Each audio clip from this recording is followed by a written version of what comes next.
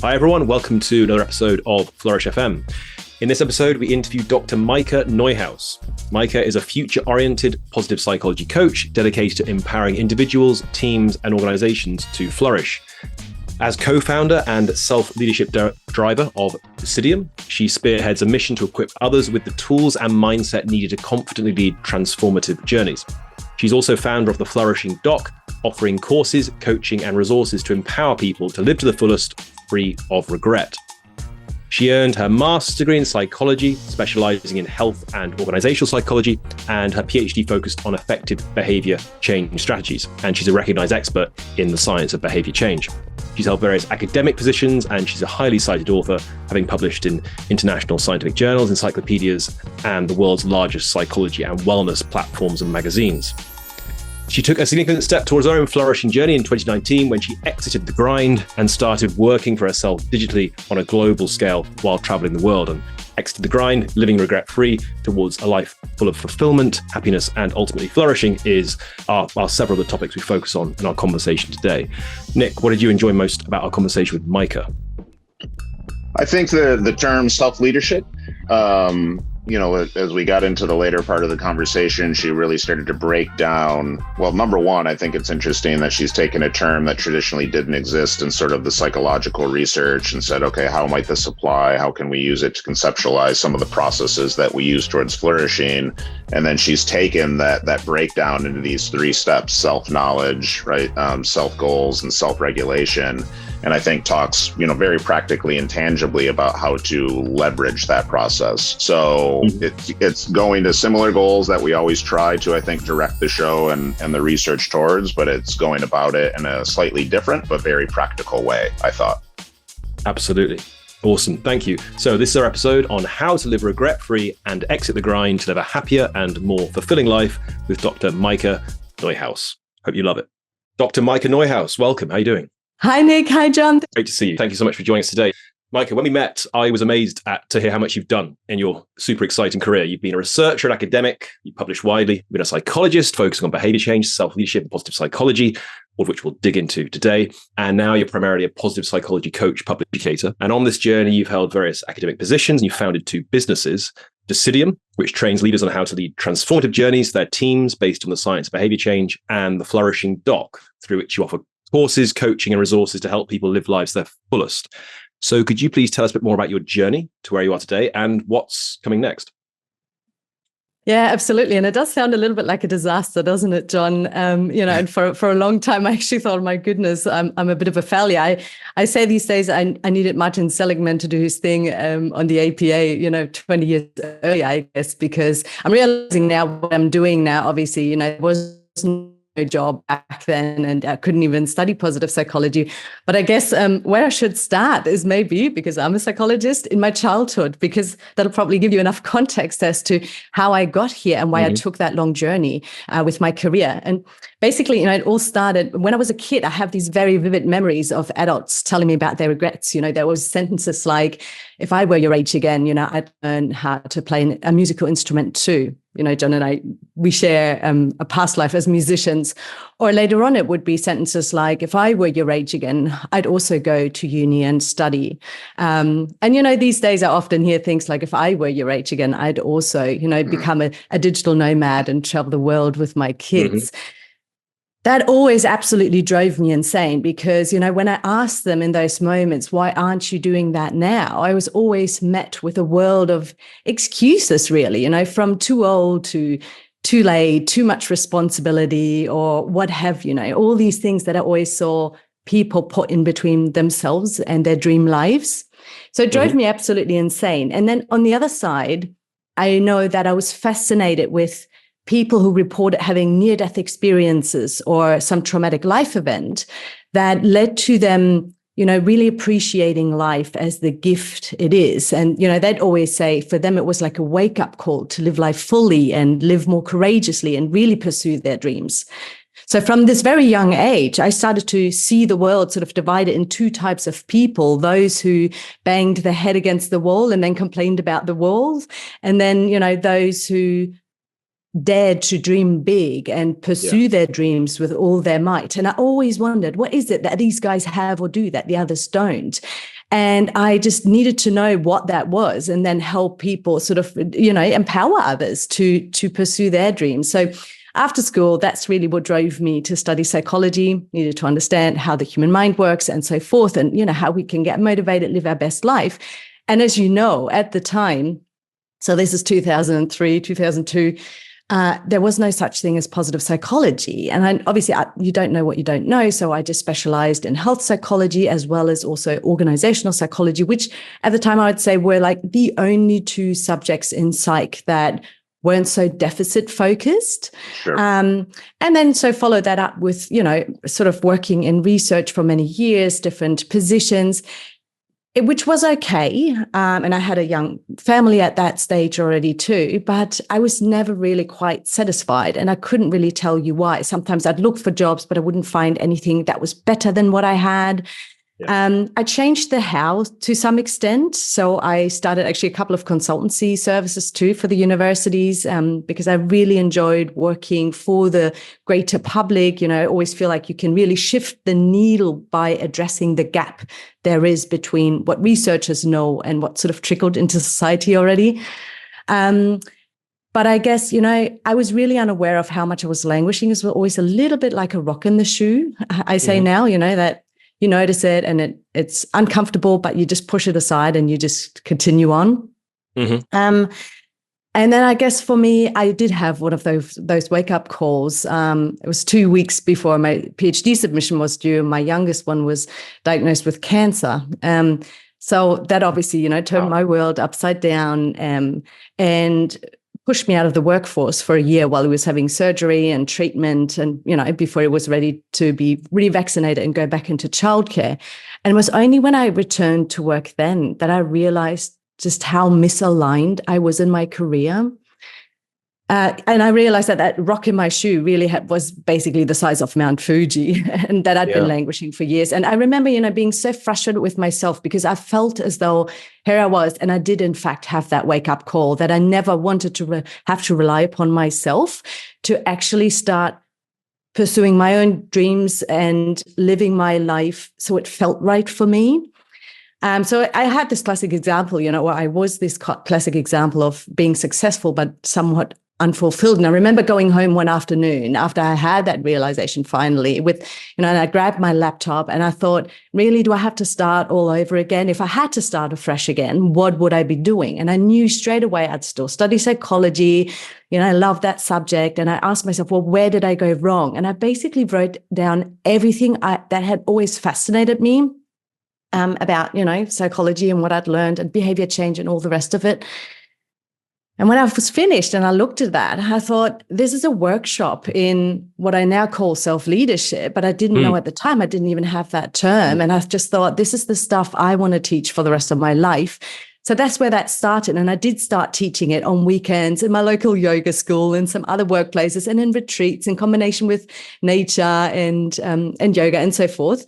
And later, it was only later on that I realized, digging deeper into the literature, I came across a term called self-leadership that was nowhere to be seen in psychology, but was, deep in the organizational and management type literature. And I thought that makes sense, gives an overarching framework.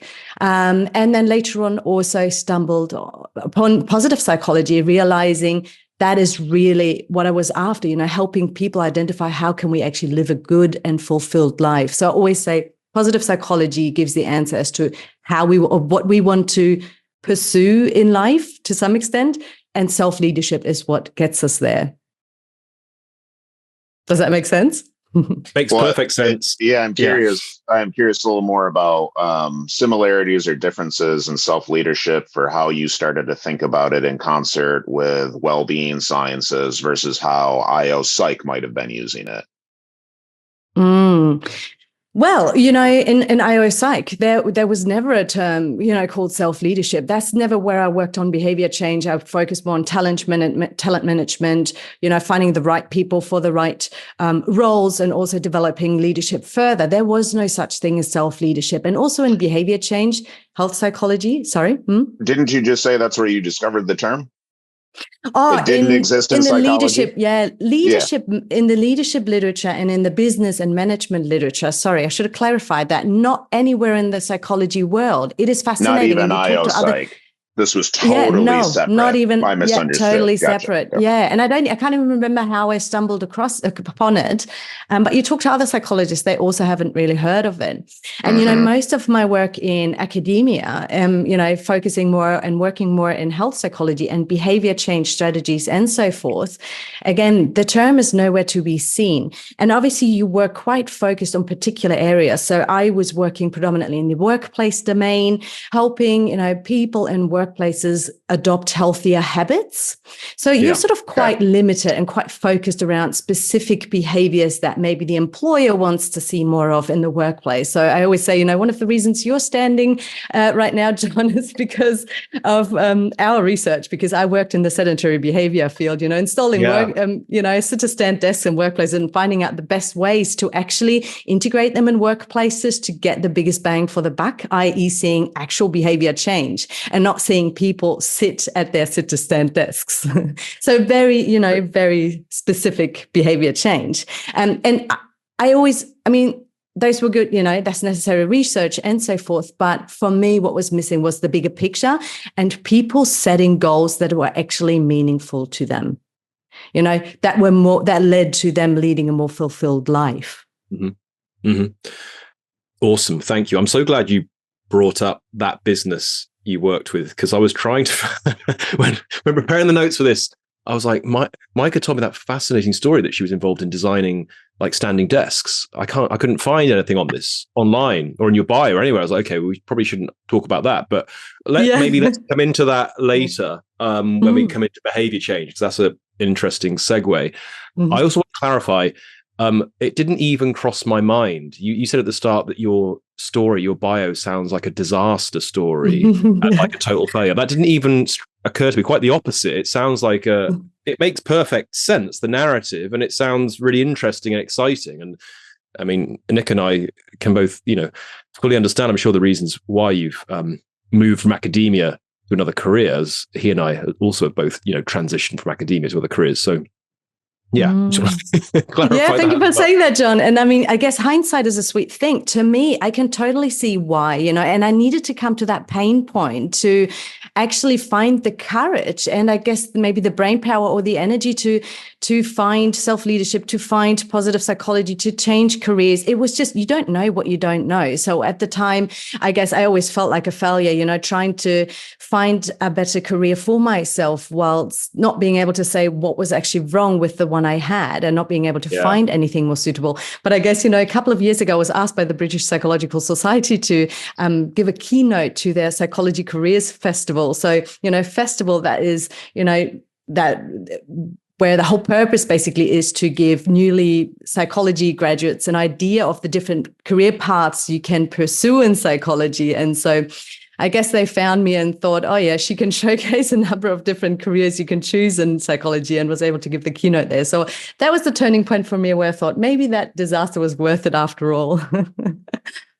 Awesome. Right. So let's actually continue on this thread of changing career, because one of your key areas that you focus on now is how to help people exit the grind. Mm-hmm. And perhaps that's one way you might describe what you did when you changed careers. So all three of us are nomadic.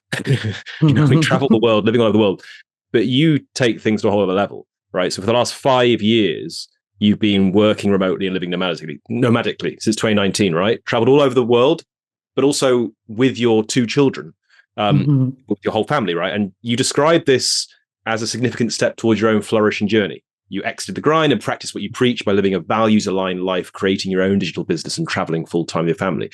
Can you tell us what led to that decision and how it's helped you flourish? Yeah, absolutely. And maybe I should clarify that I haven't been living nomadically for the last 5 years. I moved to the south of France. I lived there for a couple of years. We did do a lot of travel, and then there was a move back to Australia anyway.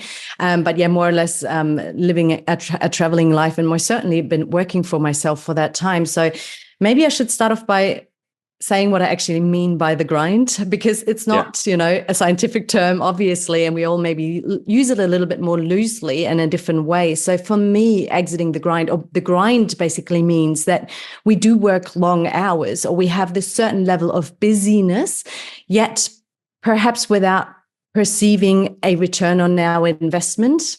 So, I guess a lot of people in midlife, at least this is my experience, will say that they just feel as though they don't have a second to scratch their heads, or, to even think about what they want to do in life. They're just constantly busy and exhausted, and they feel as though they just don't have the time to really pursue what is most important to them.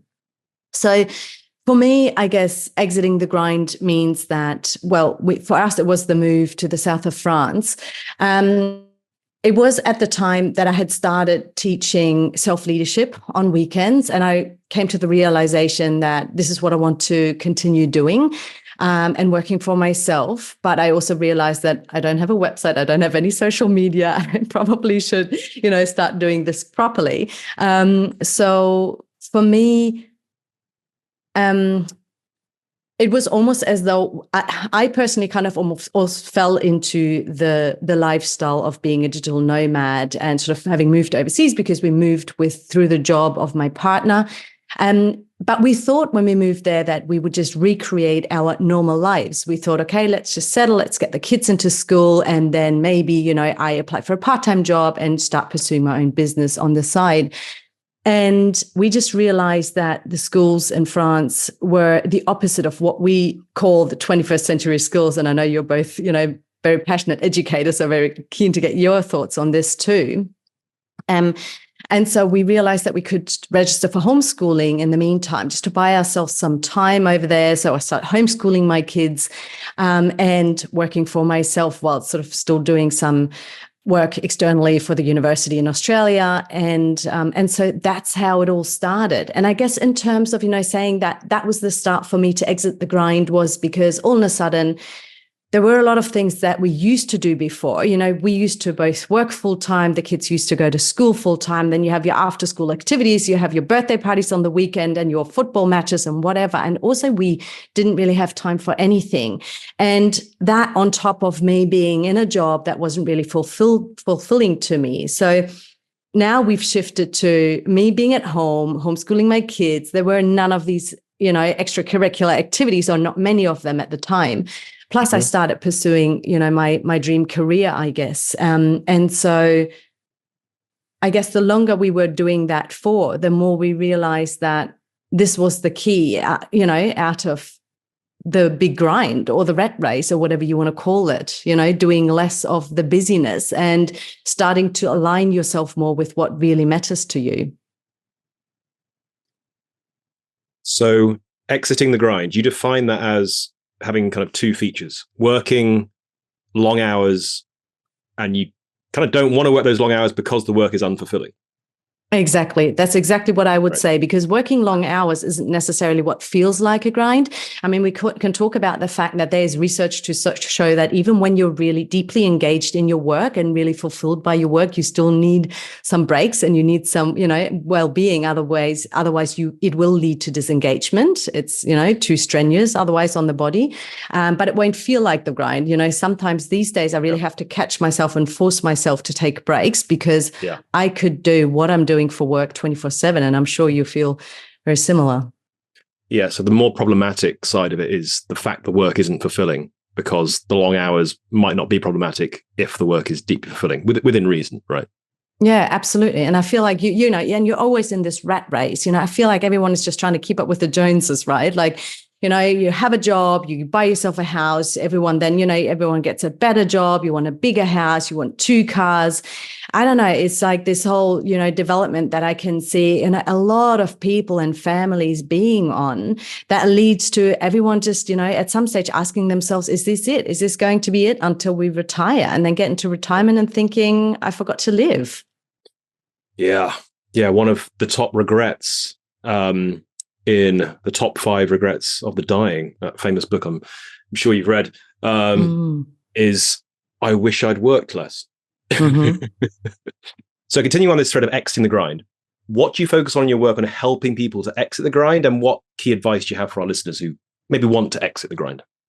Yeah, absolutely. So I guess, first of all, I'm asking people almost like, what is the cause of the grind? Is it actually too much work, or is it that the work isn't really fulfilling? Is it too much work, or is it that they have too little support at home? Do they need more leisure time? Do they have, not enough of their passions integrated or cultivated in their lives?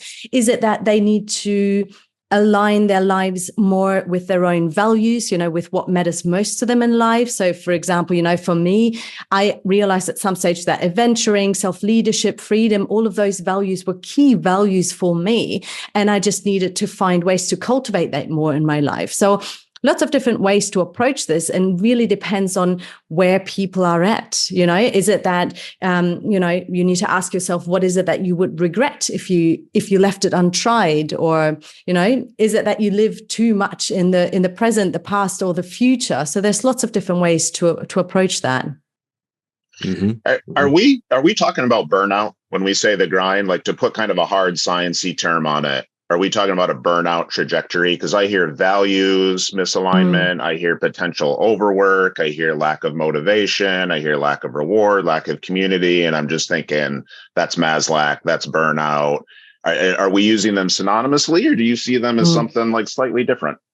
Well, I guess, the grind will eventually lead to burnout, or, or maybe also bore out. So it really depends. Again, if your work is fulfilling, but there's just too much stress, not enough time to follow your other passions or whatever, I guess then maybe burnout will be the case, or a disengagement at some stage. But if it's that you're doing a lot of work and it's not fulfilling, then I'm guessing we're talking about bore out, or we can also talk about languishing. It really comes down to how do you define that? For myself, I would say I was languishing for a long time.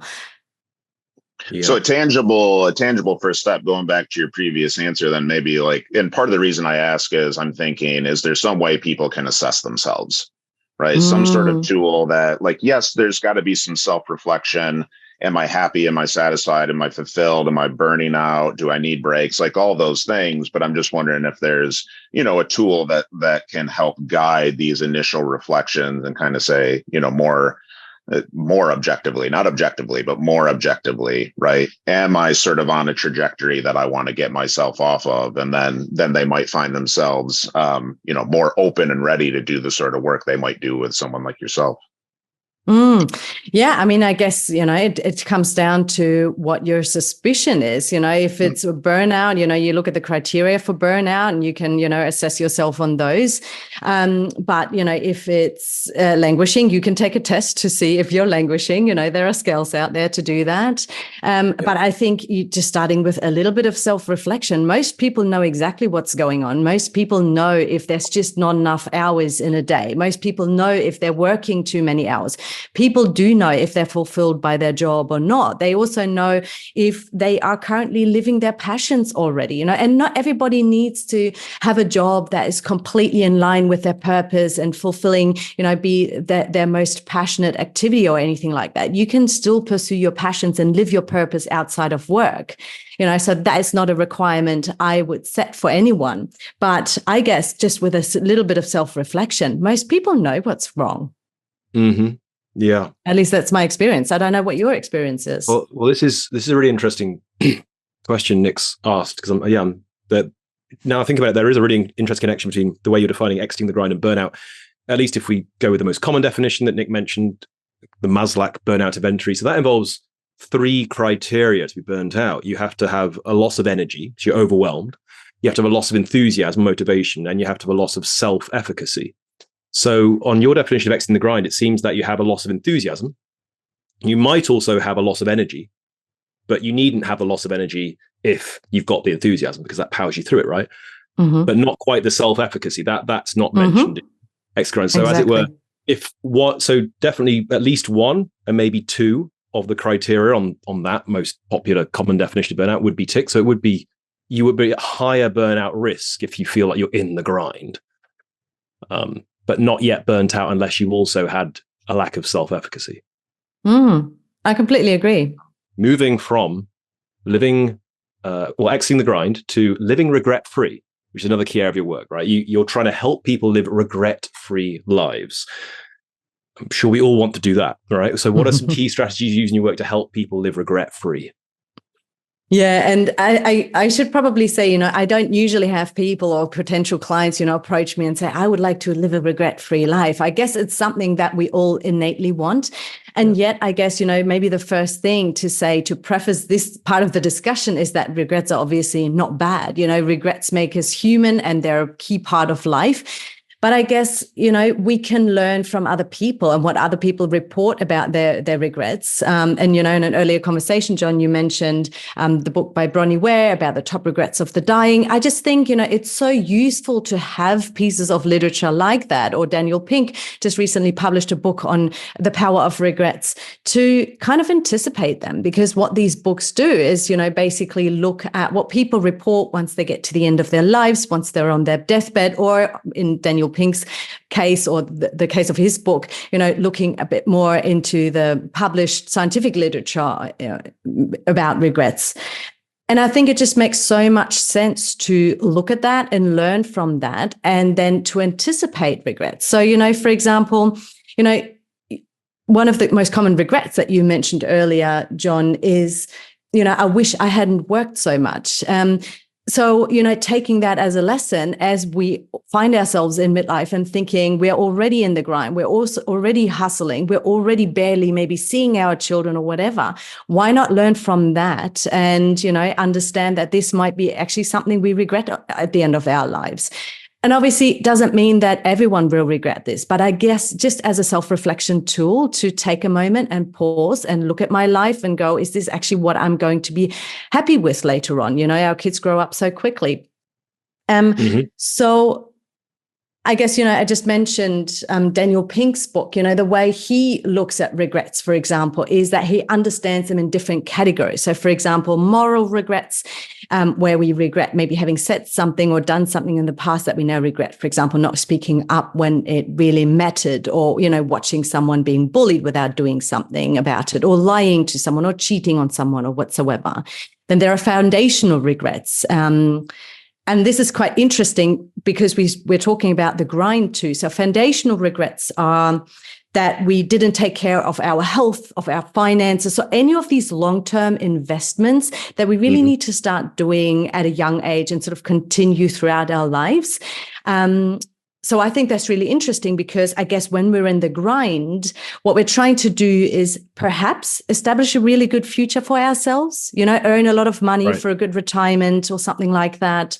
Could think about it that way. So that's foundational regrets. Then we have boldness regrets. So, not living with the courage that I needed to maybe pursue my dreams or say what I really thought about something.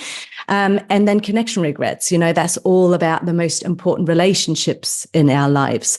So I guess it makes a lot of sense to, look at those and learn from those. So for example, with boldness regrets, we know from the literature that most people regret having left things untried. So we don't really regret so much when we tried something and it didn't work out the way we'd hoped, but if we never try, we will always be left wondering why that is. And I guess, psychologically, we can explain why that's the case, because all of a sudden it's very ambiguous in our minds, the what ifs, like could play out so many different scenarios and we will never know. Whereas if we tried something, then we know exactly how it panned out.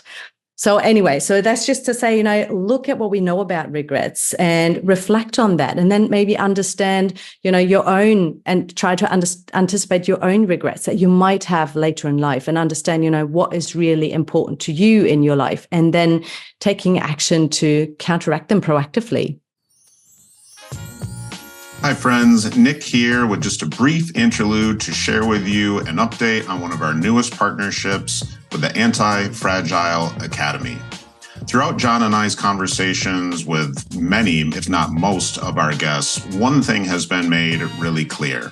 In order for people to flourish, thrive, experience the good life, they need to develop the capacity to not only navigate and endure, but ideally grow from the bad, grow from unpleasant experiences. That's why we're thrilled to be partnering with our newest sponsor, the Anti-Fragile Academy, an organization that I co-founded with Dr. Adam Wright, Director of Mental Performance for the Washington Nationals. At the Anti-Fragile Academy, we work with adolescent athletes, executives, and educators to help them understand some of the science, not just of optimal performance, but of well-being and anti-fragility.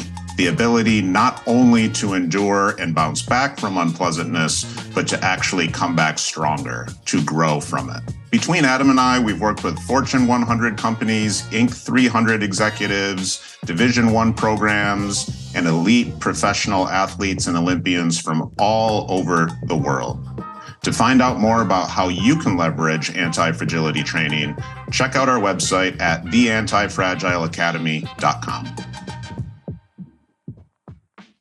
Do you work with people on the how-to piece there? I mean, it sounds absolutely. like, emotional forecasting and, for goal setting and think about your health and think about your habits and they compound and all that good stuff. But as you know, as a behavior change expert, easier said than done, right? So how might you help somebody facilitate that? Absolutely. And I guess, the first step is to understand what goals you actually need to set and then to, get the support to pursue them. Absolutely. I guess that's where the hard part starts. It's the fun part is identifying what goals might actually be meaningful to you and what course corrections you might want to take in life. Because once you've done that, you already understand your values, you understand what might be a meaningful change for you in life. Absolutely. The hard part is then changing your behavior around that. This is probably a simple transition then into self-leadership, because I'd still like to kind of concretize that and nail that down a little bit, what we mean by that and what that process looks like. And it's starting to come into picture, but I hear, language we use is you got to know your recipe, you got to know your ingredients, you got to know what you're trying to build. First step in that is often values-based, right? And all this makes good empirical sense. So I'm curious, are these stages in self-leadership, or is self-leadership an ongoing process that doesn't necessarily have to have a specific structure? I'd love to dig into the details a bit. Absolutely.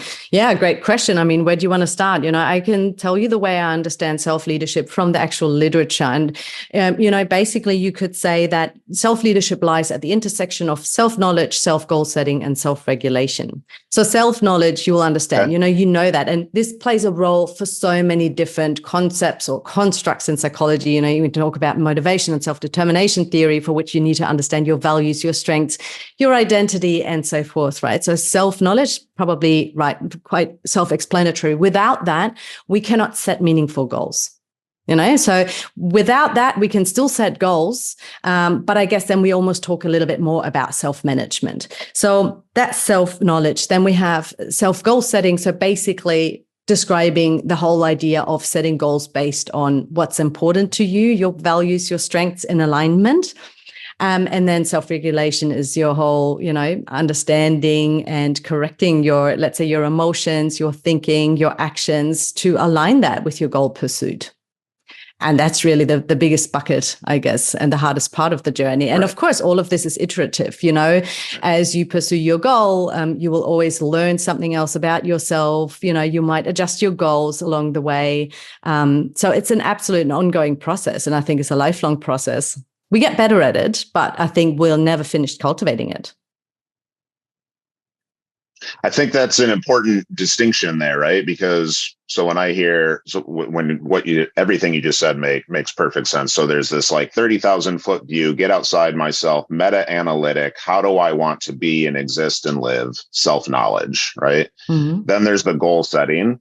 How do I know tangibly, practically, somewhat measurably that I'm doing that, right? Put into some sort of metric. And then there's the regulation. Now I go about sort of executing on it, right? Am I understanding the nuts and bolts, right? So yeah, far. 100%. Yeah, absolutely.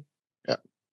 Okay, so let's then also dig into the connections between self-leadership and flourishing. So you've described your ultimate aim with your work on self-leadership as demonstrating that happiness can be cultivated and success achieved through the practice of self-leadership.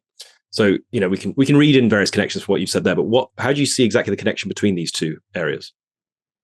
Yeah, absolutely. So I guess, first of all, I should clarify. I use, terms like exiting the grind, and I use terms like happiness. And as you would know, better than a lot of people out there, it's okay, we need to talk about what happiness is. So, obviously I mean more, the combination of hedonia and eudaimonia. But it's, I guess I'm trying to use the same language that other people use out there. And at the end of the day, I guess we could all argue that everyone wants to live a happy / fulfilled / flourishing life. Their best possible life or whatever. So I guess, it comes down to, understanding yourself, being able to set goals that are meaningful to you, and then being able to pursue them. So that's obviously the self-leadership component. So you can talk about, success being there once you've achieved goals that are meaningful to you. I guess where I see the interconnection to flourishing is that we know from the positive psychology literature that, for example, we are not very likely, or how do I phrase this? I guess we're not very good at intuitively understanding what we need in order to flourish and in order to be deeply happy in life. So, eudaimonically happy in life, or to be flourishing in that way, right? So, we have terms like miswanting, describing the fact that, we sometimes try to anticipate how we're going to feel about certain things, including goals that we might have set in the future.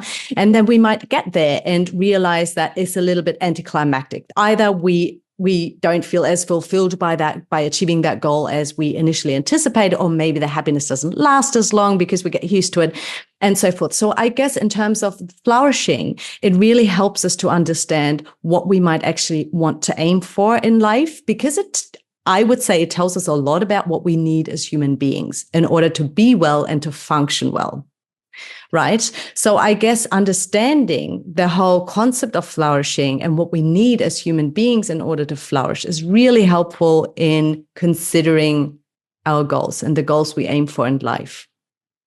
Absolutely. I'm curious what, and maybe this is the wrong way to ask it, like what self-leadership perspective would have to say about this tension that I'm going to point to in just a second. But if there's not like a clear research answer, I'd be curious just to get your thoughts as an expert who thinks about these things. Because when I hear the use of pursuit and process and goals and outcomes, I think dog chasing its tail, hedonic treadmill. Yes, we should have goals. Yes, we should have direction. But we've got clear studies saying if you set out with a goal to improve your happiness, you're more likely to decrease it, right? And it's about the journey, not the destination, right? And we know we're just doing content on this week. Process goals tend to equate to better outcomes than outcome goals. We've got all this evidence, right? And so I'm just curious to tease apart that nuance with you. And maybe it's from the research perspective, maybe it's just sort of your personal opinion, but how you find that tension between, I want to know and I want to have direction. And there is something I want to forecast and care about and meaningfully pursue. But I also want to be careful to not pin my entire happiness and quality of life on that vision, right? And maintain some flexibility. Oh, absolutely. And, Nick, I think flexibility is exactly the key word there. And I just want to say I agree 100% with everything you said. And again, when I say happiness, what I mean is really, that flourishing, fulfilled life. We know 100% from the research that pursuing happiness directly will lead to disaster, will lead to us being very unhappy and miserable. So absolutely. And I guess, you said dog chasing its tail, I guess the question is, well, how do you go about that? And I think for me, the distinction is a little bit goal versus direction. And it's that whole idea, of yes, we want goals, but we want goals that are aligned with our values. And we need to see them as milestones and not as absolute, end targets that, right. Exactly. So it's all about remaining flexible and adjusting the course. And, and that's what I also meant in the beginning, it's an iterative process. You always got to see, how it realigns with yourself as you go through life and, target those goals that you've set for yourself, because we also know that we also change as human beings. Yes, I talk all the time about core values and so forth, but our values can change, and they do change, sure. Depending on life phase, depending on circumstances, whatever that might be. So we do need to remain flexible and adjust our course. And I guess we all want a good life, right? So maybe we shouldn't use the word happiness then. It's the never-ending disaster when we start using it, right? but we all want a good life. And I guess we all want a flourishing life. We all want to function well. And we also want some positive experiences in our lives as well, right? That actual happiness, hedonic happiness or whatever, emotional well-being, whatever you want to call that, obviously plays a part in flourishing, an important part. So I guess flexibility and adjusting the course throughout is important. And yet we kind of need to set goals, or at least know our direction and pin some goals along the way, don't we? Yeah. Absolutely. And just to clarify, a term for our listeners as well that you mentioned earlier on, effective forecasting. This is very much what we're talking about here, our ability or often inability to forecast accurately how we're going to feel in the future in relation to some course of action we're following or thing we're buying or something like that. Yeah, we're very bad at it. We are very bad at it. But there's also a positive side to that. So another part of effective forecasting is something called immune neglect. So for example, I spoke about boldness regrets before, right? We should really try and, bring together all our courage to pursue our dreams or our goals with all our might, because what we underestimate as well is how resilient we are to deal with setbacks in life, and failures. So this is something called immune neglect. And it's just the other side of the coin of effective forecasting, I guess. Immune neglect. Okay, I haven't come across this. We've got to say a little more about this. So that's what our lack of ability to see how strong we might be in response to adversity. Yeah, exactly. And how resilient we are actually going to be. So, for example, if someone thinks about, if this loved one of mine is going to die, I'm going to be absolutely devastated. And I'm sure they will be. But some people assume they won't ever be able to go past that. Or I can't possibly ever get divorced because I won't be able to cope with that. Or, whatever that might be. Research shows that we're actually way more resilient to deal with setbacks like that than we predict we might be. That is fascinating. Isn't it? It lines up a little bit. My partner and is director of mental performance for the Nationals baseball team here, Adam Wright, talks a lot about post-traumatic growth research as that's actually the default for most people. PTSD is not the default, right? It's serious. I'm not trying to trivialize it, but it tends to be the exception, not the rule. And I think that just kind of speaks to what you just said as well. Here's the thing is we're not saying go out and do all the hardest and most dangerous stuff possible because you're probably more resilient than you think. But it is something to, I think, underpin. I'm not familiar with this term either. What was it? Immune neglect. Mm-hmm. Yeah. It's interesting. Super interesting. Yeah, exactly, Nick. And I guess, it's just nice to keep that in the back of your mind so that you don't let fear hold you back from pursuing goals that you would really like to achieve in your life. Yeah. Unless it's truly dangerous. Right. Yeah. And just to add on that, my own experience with immune neglect would be, it can have quite a strong motivating force if it can be manifested as something different. That is to say, you're aware of how bad you're going to feel in the future if some event happens.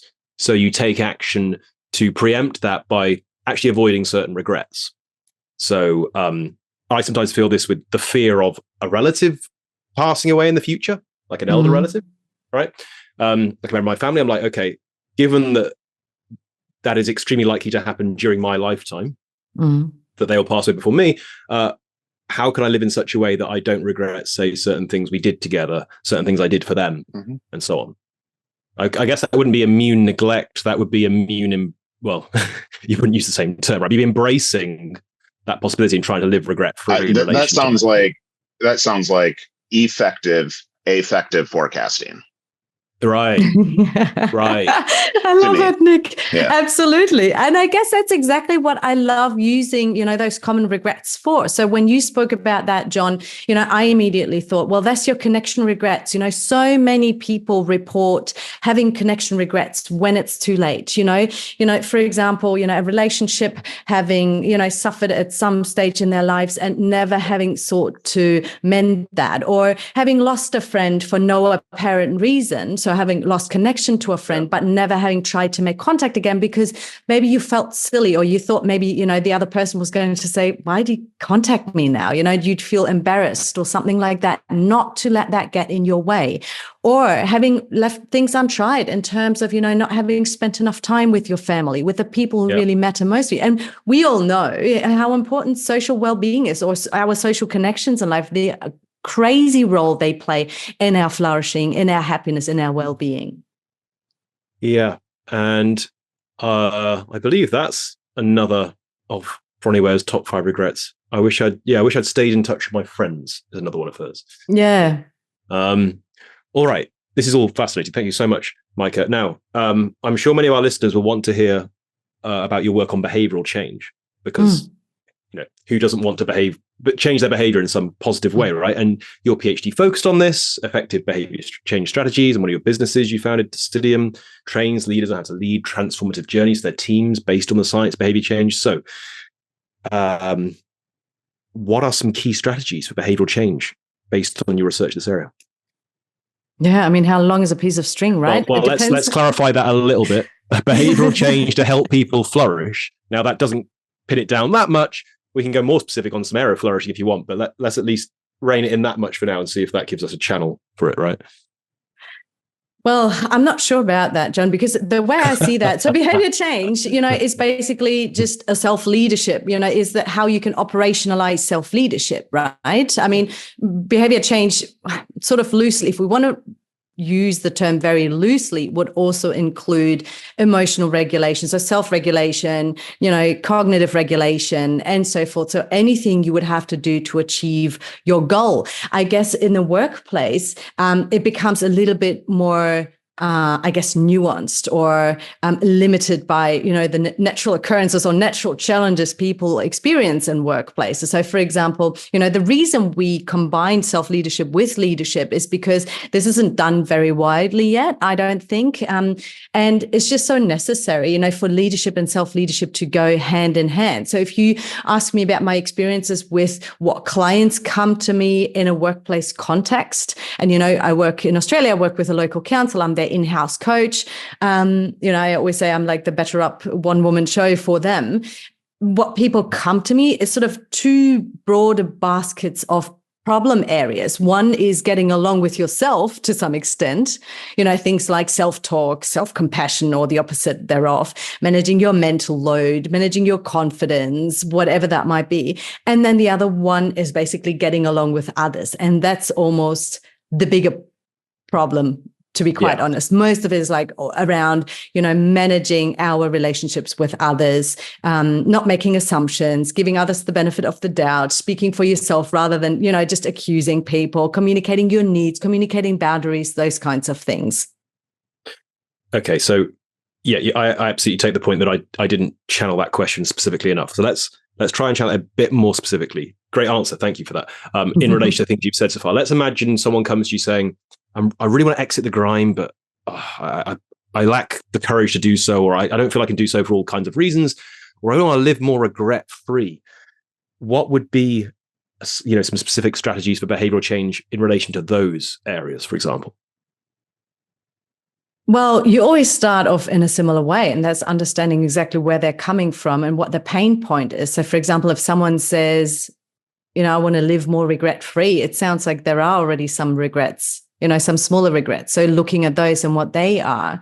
And again, looking at, what matters most to them? What are their values? What are they hoping to achieve? And then also, just being very aware of maybe some common pitfalls. So, that some people think they might want to be, just materialistically wealthy over and beyond what they actually need to, let's say, live a normal, good, sort of healthy life. Or others who might be chasing status or reputation or something like that. So, being aware of that, and at the same time, looking at their values and what is actually most meaningful to them and understanding that. And to be honest, the road to then accomplishing those goals is always the same. I'm tempted to say, because it's always self-leadership, it's behavior change. It just depends what they're struggling with. Some people are really good in their minds. Let's say, they don't have the problems of negative self-talk or imposter syndrome or whatever that might be, but they fail to maybe be accountable with themselves, or, having a lot of self-trust, or, just pulling through with their goals in terms of their behavior, or some people just forget about it. It really depends on the person. And again, how long is a piece of string? You got to pick people up from where they are. And everyone has their own strengths and weaknesses, as you would know, or is it that they're, struggling with motivation? Some people come to me and they think they're lazy and procrastinating. And then I hear all the things they do every day and all day long. And you're realizing you literally just don't have enough hours in the day, and you don't have any energy left at the end of the day to then try and, I don't know, go to the gym or something like that. I guess people automatically assume that motivation means having energy. And I feel as though I constantly try to tell people, motivation is mobilizing energy, but the energy needs to be there already. It needs to come from something. And often that is found in the fundamentals, right? The plus in PERMA, or the, just a healthy foundation, getting enough sleep, hydrating, eating enough, or whatever. So it's just understanding where every individual is at and trying to tailor to their needs. Mm-hmm. Absolutely. Thank you. So we're going to start to wrap here a little bit, Mike, and you've heard enough of our episodes. I think you probably know what's coming, which is our flourishing question. John's already asked it to a certain extent, because we're trying to get down to, okay, what does behavior change look like for flourishing? What's the tangible? What's the practical? But maybe it's an opportunity to summarize a little bit of what we've heard around, well, whether it's about exiting the grind or living regret-free or just have better quality of life. The objective itself could be a lot of different things. What seems to be, I think, evidence-backed and science-informed is this idea of self-leadership, right? And as a process, ongoing process, not an endpoint, to hopefully create and cook that recipe, so to speak, right? So it sounds like we covered a little bit in the self-knowledge area. Like maybe you assess yourself, maybe you just start with a simple reflection and just sort of kind of take a look at what some of those ingredients and values are. So maybe for our flourishing question, you'd go to these other categories when it comes to, say, the goal piece and the self-regulation piece, right? In your experience, what seems to often kind of give people the most trouble or challenges in those two categories of self-leadership, and how might you help them navigate those? That's a great question, Nick. So in terms of goal setting, I guess one of my biggest challenges is getting people to understand that goal setting is more than making a goal smart. And in fact, that it does start with self-knowledge. People think that motivation is a matter of self-regulation. I always say, when you set your goals right, that's where your motivation is, and not to confuse it with willpower that we might need, or people just are completely overestimating and over-relying on willpower. Again, the energy just needs to come from somewhere else, and you just need to manage that well. And that's then a both and too, by the way, just real quick. I think that's an important point. Willpower and motivation, that's a both and. I think there seems to be this like trend that people, I got to be passionate, I got to be intrinsically motivated, I got to be driven, or motivation's inconsistent, you got to be disciplined. And I don't like that either or. And I think you're saying the same thing. You got to have a bit of both, because they're not always, either one is not always going to be there, right? Oh, absolutely. And I guess I remember, listening back to some of your other episodes, and you talking about self-determination theory and the various different shades of external or extrinsic motivation, and I just think, yes, I wish everyone knew this. People think to be motivated means to feel motivated. And it's like, no, it's like that is intrinsic motivation. And you actually also need to have energy to actually feel that. But intrinsic motivation, the way I understand it and see it, is almost a little bit like personality. Either it is part of you or it's not. It's relatively stable across your lifespan. But extrinsic motivation has so many different shades of gray, and we can beautifully work with that. If you have a sense of identity, and you can work with that. If you do understand your values, if you do understand your strengths and so forth. And then obviously, the competence relatedness, autonomy, of course, to use those three to really move along the needle of extrinsic motivation to a point where it really becomes part of your persona, and you do almost feel intrinsically motivated. But it's not the same, obviously, everyone would say they're probably intrinsically motivated to brush their teeth, but that would be bizarre if we were by chance all intrinsically motivated to do that. We just all do it because, we have that integrated, regulated sort of extrinsic motivation for that. Yeah. So you end up with somebody in front of you that, has a decent level of self-knowledge, right? They've maybe worked with you or on their own. They've started to put goals together, and they're not just SMART goals. We're big fans of WHOOP goals as well, but they're using some sort of methodology with some good evidence behind it. And so then they get to the self-regulation piece, which is kind of what you're saying. The motivation isn't there, or like many people and many things and all the good research on New Year's resolutions, it just fades over time, right? There's the initial burst and then it fades. Give us one thing you try to help people do to improve their self-regulation or their discipline when the motivation isn't there. That's a big question. And I almost want to refuse to answer it, because how can you just pick one? It really depends on the person. I can tell you that self-compassion, helping people to cultivate self-compassion rather than being completely hard on themselves all the time, has changed so much, not only for myself, but also for a lot of clients. How often do we assume that being hard on ourselves, will increase our performance and our level of standard and so forth? And as you would know, it does the exact opposite. Right. And being able to self-regulate by being more self-compassionate, and then therefore, accessing all our brain areas again and being able to maybe make better decisions in those moments rather than just being anxious and trying to somehow fix that. I think that's most certainly something that stood out for me. But again, it's so much more complex, isn't it? Great. Absolutely. Yeah. But that's a great place to start. And I think an important nuance that people might not necessarily expect to hear, right? Little paradoxical, that idea, which is nice. Yeah. Hopefully that's sticky for folks. So great. Absolutely. Amazing. Well, thank you so much, Maike, Dr. Maike Neuhaus. Where can people find out more about you and your work? Absolutely. You can head over to my website, theflourishingdoc.com, or socials, in particular Instagram at theflourishingdoc, or LinkedIn. Also love to connect with people there. Amazing. Thank you so much, Dr. Maike Neuhaus, for a fascinating conversation. Yeah, this was a pleasure, Maike. Thank you. We'll make sure to put all those links in our show notes and whatnot, and share it widely, and get more people kind of interested in your work, because it's valuable. Appreciate your time.